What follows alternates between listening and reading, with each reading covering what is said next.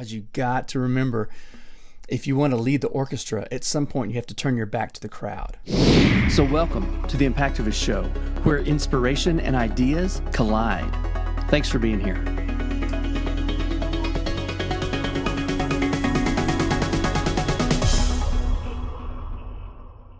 Hey y'all, it's Tom. Listen, I'm going to pop in here really super quick. It's the beginning of another super busy week.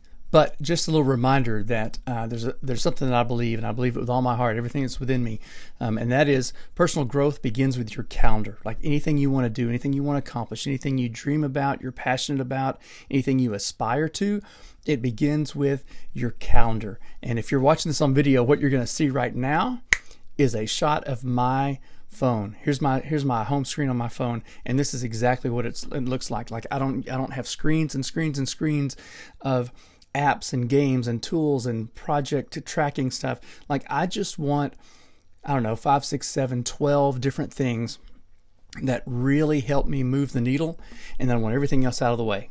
So that one screenshot I've got more comments about. Is that your actual phone? Like there's only like a few things on your home screen. Yes, that's my actual phone. And full transparency, since this shot was taken, I've actually changed a few things, and I'll upload a couple more. I've swapped out some apps that I found to be really effective and got rid of some stuff that became distractions, because it's always a moving target. But the bottom line is this.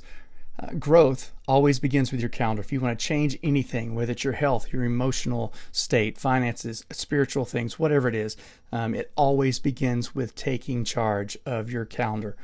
All those boring things that you do that nobody sees, all those little things, the 100% unsexy but they have to get done kind of things, you've got to build in space for that. It's like when we take the band someplace and we play, and people are like, "Oh, that was amazing! Y'all were so great." That's really generous, and that really I'm really grateful for that.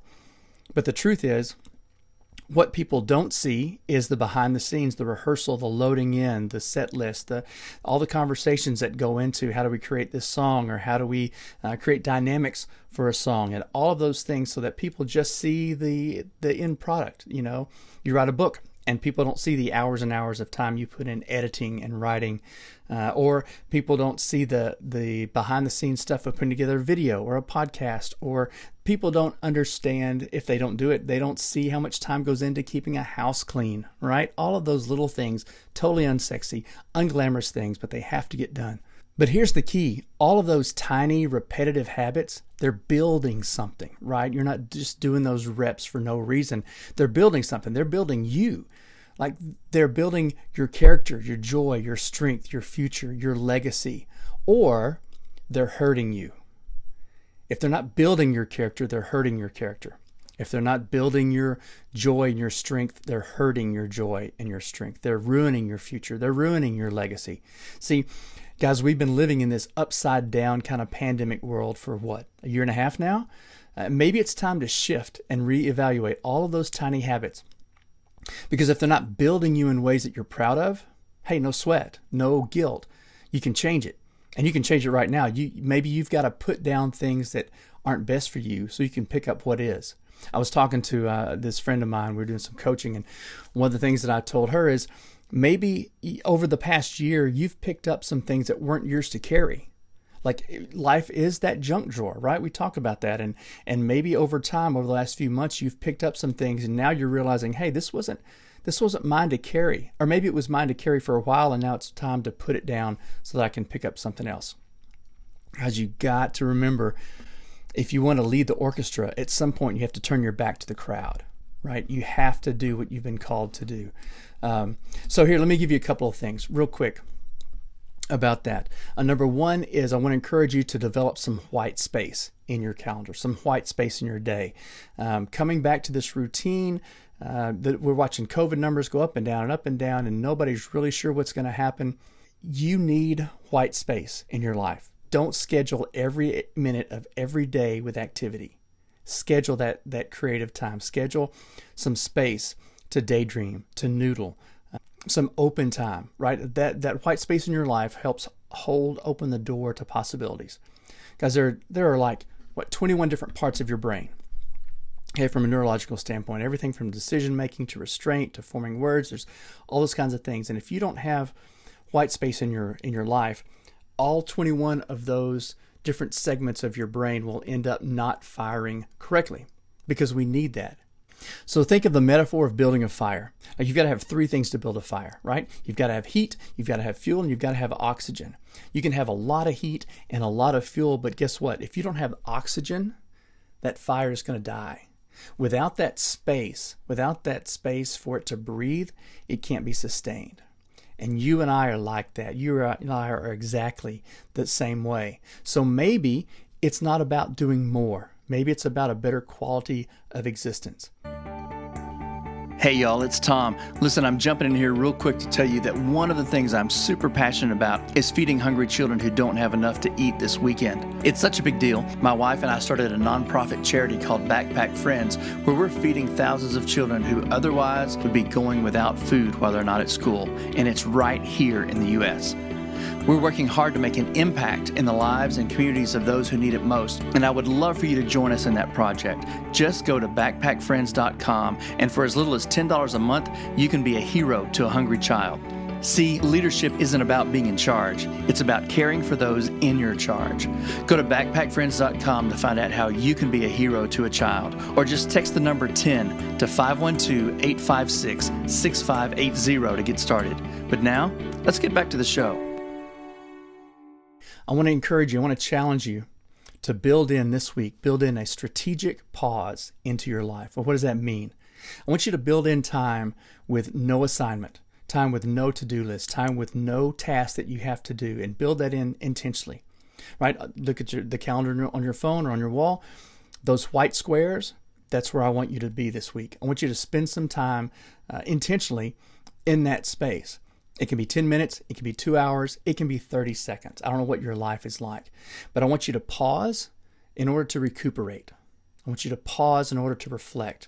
I want you to pause to reduce, like what I call the decrapifying of life. Sometimes you just need time you need space to decrapify the stuff that's going on. The other thing is you need time, you need to pause to construct, right? To noodle, to think of the next idea, to empathize with people, to be present in relationships. You need that. Again, this is the screenshot of my phone, and I will stand by this. Personal growth always begins with your calendar. It always, always does. If you want to talk more about this, hit me up. I'd love to visit with you. Hope you have a great day, and I hope that you can find some space, some white space this week, to reflect, to pause, to recuperate, to reduce, to decrapify, and then to begin to construct how you want to build your life. We'll talk soon. Bye. I mean, you can do whatever you put your mind to, right? Whatever seed that God has put in your heart, in your soul to do, whatever you've been created to do, man, I believe that 100%. Now, I'm not saying it's not difficult or hard or that you won't have to fight for it every inch of the way. But when you want something as bad as you want to breathe, you'll figure it out. See, that's what I tell my own kids. And that's what we need to communicate to the kids in our Backpack Friends program, that it doesn't matter where you start. What matters is where you finish. And man, that's not just for kids, and that's for all of us, right? If anyone out of your situation has ever become successful, however you define success, but if anyone out of your situation has ever become successful, then you can do it too, right? I mean, look, if anyone who grew up with the same limitations or obstacles that you grew up with, if anyone out there who has the same disabilities or faced the same prejudice, if they've made it through, guess what? There's no excuse, man. There's no reason you can't do the same. We've all made mistakes. We've all missed the mark in some way or another, but your past doesn't weigh you down unless you carry it into your future. Let me say that again, because it's really meant a lot to me. Your past doesn't weigh you down unless you carry it with you into the future. See, it can also be great fuel to propel you into something amazing. Your test can become your testimony, right? See, there's a grave here in Austin that's marked with the name Night Train Lane. And I don't know if you know that name or not, but Dick Night Train Lane, his mother was a prostitute here in Austin. His father was a pimp called Texas Slim. And when he was 3 years old, he was found in a dumpster covered up with newspapers.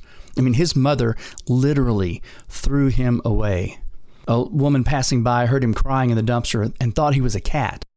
So this woman named Ella took him in, along with her 4 other children, and he ended up playing football at Anderson High School here in town. He served 4 years in the Army, and later he signed to the LA Rams to play football in the NFL. Now check this out. During his rookie year, he broke the NFL record for interceptions and led the league with 298 interceptor return yards. He became known as one of the top 10 most feared tacklers. Night Train Lane also went on to go play football for the Chicago Cardinals, the Detroit Lions. He was invited to play in numerous Pro Bowls. He was inducted into the NHL Hall of Fame. He was inducted into the Michigan Sports Hall of Fame, the Texas Sports Hall of Fame, the NFL 75th Anniversary All-Time Team. He was inducted into the Arizona Cardinals Ring of Honor, and he ranks in among the top 20 greatest football players of all time. Man, that ought to inspire you. You think about that a 3-month-old baby who was literally thrown away, found in a dumpster, the product of a prostitute and a pimp, was able to make such an indelible mark in the world, to excel at such a level, at that kind of level, doing what he loved. Man, how beautiful is that?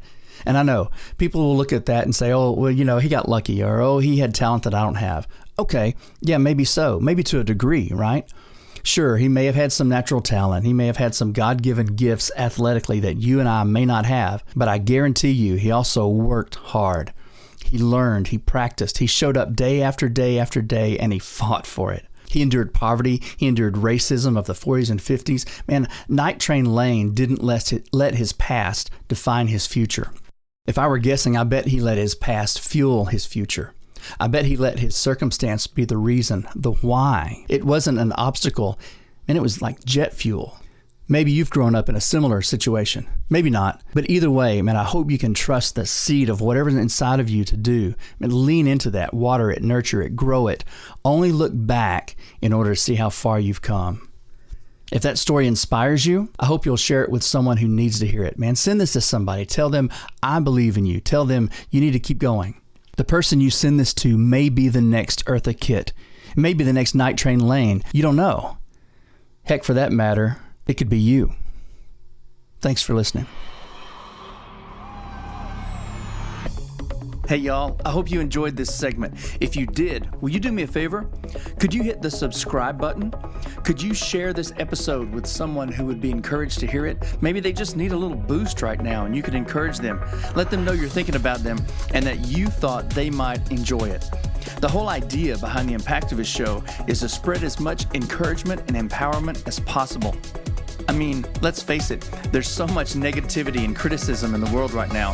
Who couldn't use a little lift? So please, it would mean a lot if you could share and subscribe. Together, we can make a huge impact in the world. Hey, and don't forget to hop over to the Impactivist Facebook group. Thanks so much for listening. I hope you have a great day, man. I'll see you soon. Oh my gosh, that was good.